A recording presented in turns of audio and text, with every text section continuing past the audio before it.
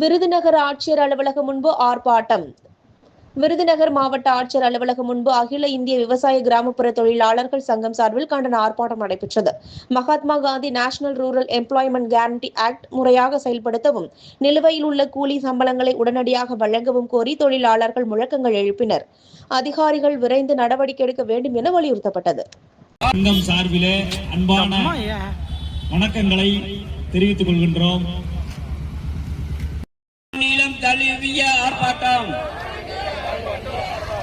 விவசாய தொழிலாளர் சங்கம் நடத்துகின்ற ஆர்ப்பாட்டம். மோடி அரசு, பிஜேபி அரசு வாபஸ் வாங்க, வாபஸ் வாங்க. காந்தி பெயரை நீக்கியதை வாபஸ் வாங்க, வாபஸ் வாங்க. காந்தி பெயரை நீக்கியதை வாபஸ் வாங்க, வாபஸ் வாங்க. 100 நாள் வேலை திட்டத்தை